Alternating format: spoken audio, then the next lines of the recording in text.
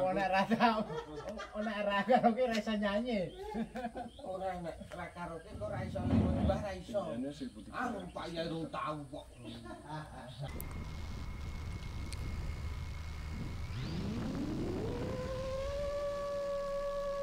Halo teman-teman, jumpa lagi dengan channel saya KBS Vlog. Dan ini adalah bagian kedua dari penerbangan ke Merapi saya pada tanggal 17 Mei 2023. Sebenarnya ini adalah penerbangan ketiga ya teman-teman. Penerbangan kedua saya berlangsung lancar, hanya GoPro 8-nya tidak bisa merekam karena ada SD card error. Jadi rekamannya tidak ada dan saya cukup kecewa juga sih. Tapi ini saya ulang lagi di penerbangan ketiga. Oke, teman-teman, saya akan menerangkan ya. Ada arti instrumen yang di sebelah kiri bawah dan kanan bawah itu. Itu yang sebelah kiri bawah itu adalah mulai dari atas, yaitu adalah total jarak yang ditempuh. Kemudian di bawahnya itu adalah kecepatan drone ya. Dan di bawahnya lagi itu adalah jarak dari home atau jarak dari posisi pilot saat ini. Kemudian yang sebelah kanan bawah itu dari atas ya, adalah kekuatan sinyal dari remote, itu tertulis 25 mW ya. Kemudian di bawahnya itu adalah voltase baterai tiap sel ya. Di situ terbaca 3,65 volt. Kemudian di bawahnya itu adalah total voltase baterai. Jadi baterainya ada 6 sel, itu totalnya 21,7. Kemudian di bawahnya lagi adalah total pemakaian miliampere hour ya, mAh. Jadi itu adalah miliampere yang sudah terpakai dalam penerbangan saat ini. Kemudian di bawahnya itu adalah flight time atau waktu terbang yang sudah ditempuh sejauh ini. Dan di tengah itu nanti ada muncul status ya, itu kalau ada TX loss atau low battery dia akan muncul. Dan pada penerbangan ini yang ketiga, sebenarnya yang kedua juga ya, ini lereng Gunung Merapi sudah tertutupi awan sebagian besar. Jadi saya harus agak berhati-hati ini untuk melakukan penerbangan kali ini ya. Jalur yang saya tempuh kurang lebih sama dengan penerbangan pertama yang tadi. Namun kali ini saya akan lebih mendekati permukaan lereng ya, supaya tidak kehilangan orientasi. Jadi penerbangan kalau menembus awan gini, saya menggunakan teknik seperti ini teman-teman. Saya akan menerbangkan drone sedekat mungkin dengan permukaan tanah ya, supaya saya ada acuan. Karena jika saya lebih tinggi lagi, maka tidak akan terlihat apa-apa ya, alias cuman kelihatan putih aja awan itu. Dan itu sangat berbahaya karena kita tidak tahu posisi arahnya drone ya. Jadi mau ngarah kemana, posisinya sedang miring atau sedang dalam kondisi horizontal. Jadi ini ngeri-ngeri sedap kita terbang menembus awan ini.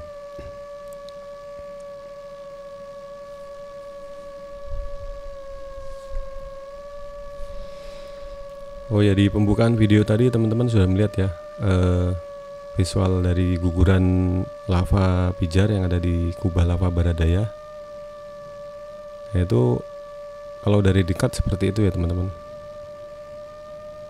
Jadi itu suaranya saya tambahkan sound effect agar lebih teman-teman bisa lebih memahami atau lebih mengerti ya, kira-kira bagaimana suasana di waktu saat ada guguran lava atau guguran material gitu.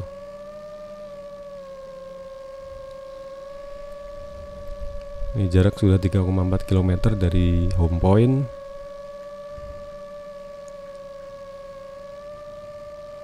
Ini saya main aman aja, jadi saya tidak berbelok arah ya. Ini terbang lurus dari arah home point langsung menuju ke puncak. Nah, itu sebelah kanan sudah mulai kelihatan langit birunya.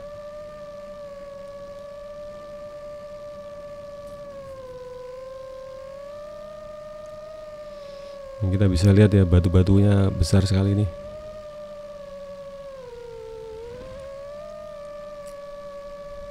Saya mencoba melewati semacam cekungan ini teman-teman.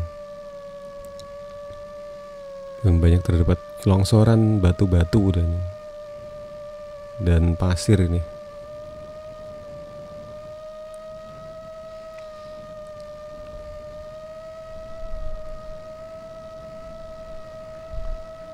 Pada penerbangan kedua tadi juga jalur saya hampir sama dengan ini.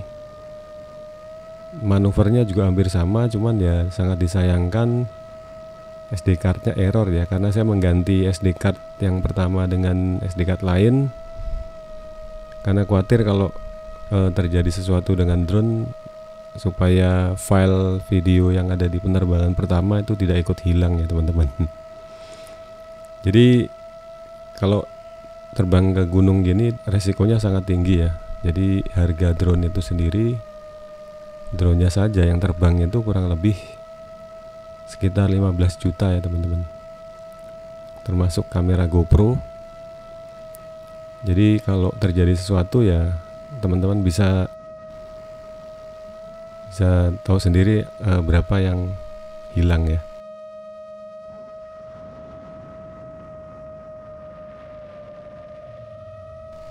Makanya ini makin kesini saya terbang makin mendekati batas bahaya ya teman-teman.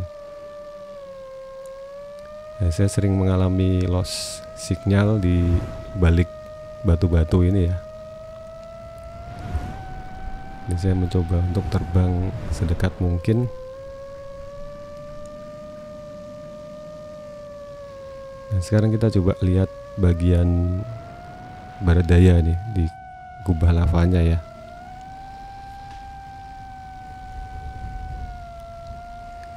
Ini matahari sudah ada di atas, jadi semakin jelas ya penampakan bentuknya ini.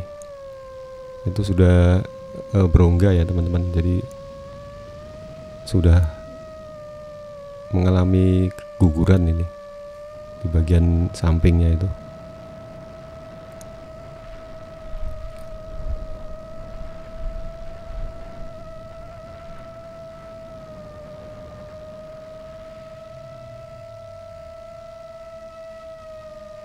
Nah, kita untuk coba melewati lagi bagian kubah lava yang di tengah ini.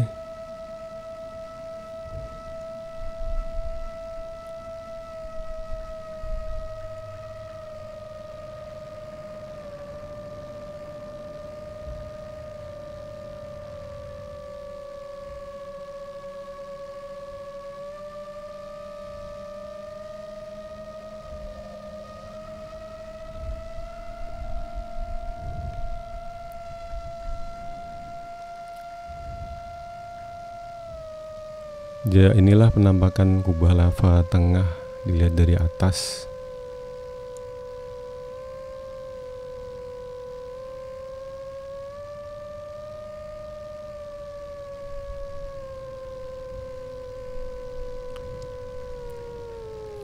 Coba kita menuju lagi ke kubah lava barat daya.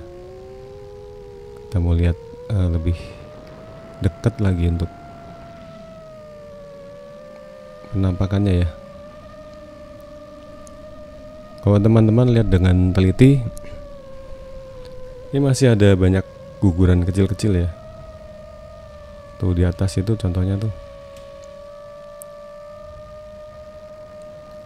Nah, seperti yang kita lihat sekarang itu,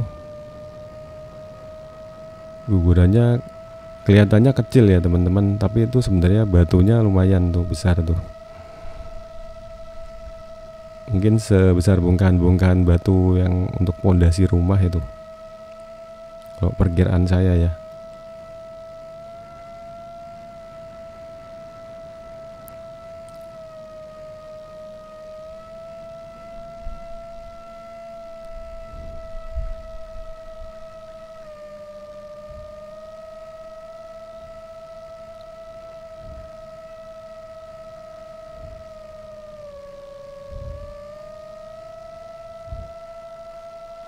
Saya coba untuk agak dekat lagi ya dengan bagian kubah lava ini.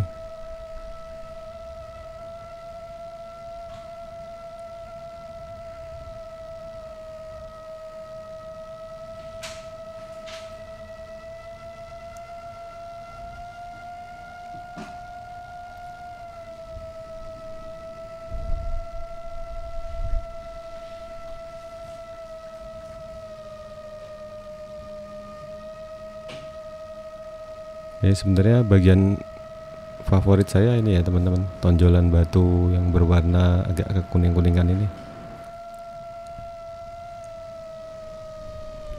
Namun ini bukan puncak yang tertinggi ya teman-teman.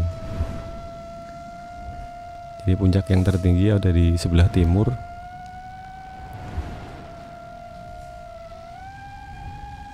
Kalau teman-teman ingin melihat, bisa melihat video saya yang sebelumnya yang saya muncak dari Selo yang bersama Mas Niko ya dari Drone Jowo. Nah, ini kita coba lihat lagi. Kali ini semoga ini ya lebih jelas.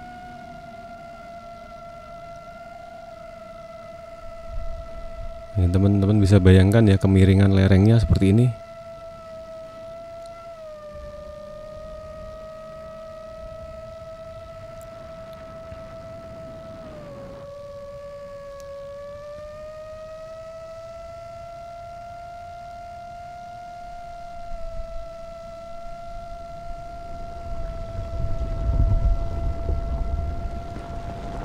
Nah ini terlihat di atas itu ada guguran-guguran ya.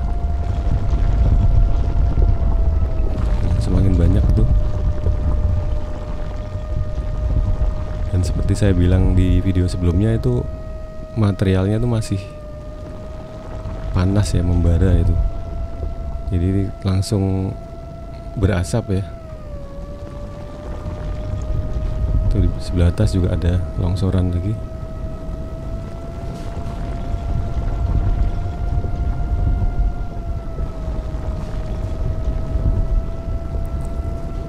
Di video penerbangan kedua sebenarnya saya posisinya lebih dekat lagi di bagian tengah itu ya teman-teman. Sayangnya itu GoPro-nya tidak bisa merekam.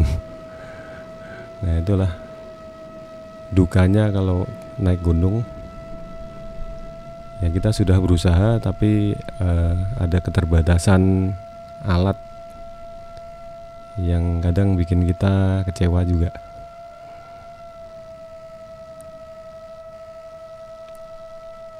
Nah di sana tuh ada Gunung Merbabu ya teman-teman, sebelah kiri itu.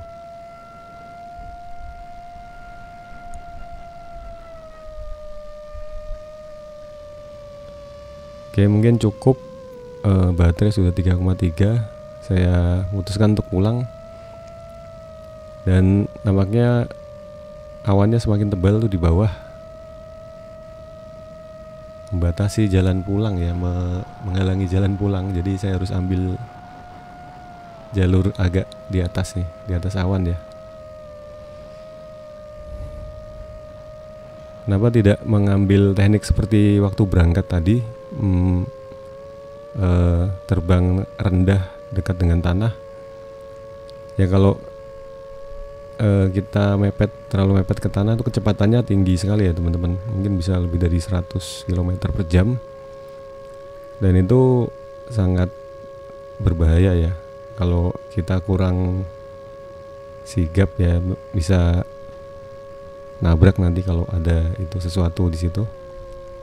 Jadi saya pilih aman aja, pilih yang jalan aman di atas, terbang di atas awan ini.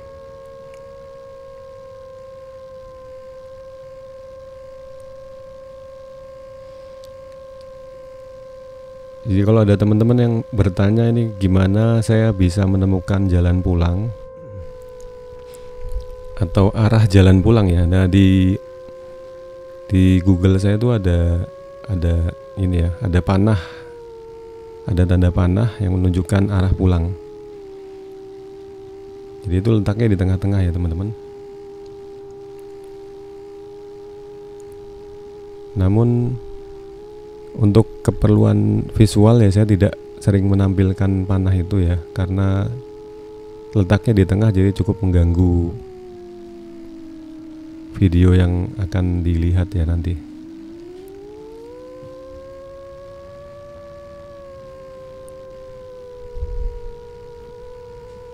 Nah, ini tanda low battery sudah muncul terus ya. Sudah 3,26 volt per sel. Sebenarnya masih aman untuk jarak segini ya. Untuk jarak 1,3 km ini masih sangat aman. Voltase 3,26 ini.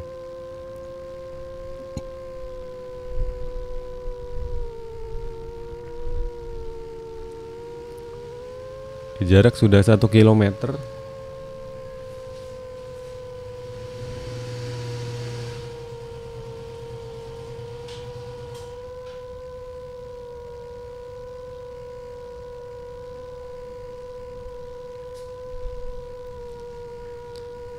Sebenarnya hari ini saya hanya membawa 2 baterai. Nah, karena penerbangan ketiga ini saya tidak ada baterai ya. Ini baterai saya dapat pinjaman dari Om Teguh. Jadi beliau bawa baterai banyak sekali stoknya. Namun sudah tidak ingin terbang lagi karena sudah 2 kali ya. Jadi saya pinjam baterainya untuk menebus ini ya, tadi yang kegagalan waktu penerbangan kedua. Ini sudah sampai di pos Babadan, persiapan landing ya teman-teman. Ya demikian penerbangan saya kali ini, semoga videonya bermanfaat buat teman-teman semua. Sampai jumpa di video saya selanjutnya. Terima kasih.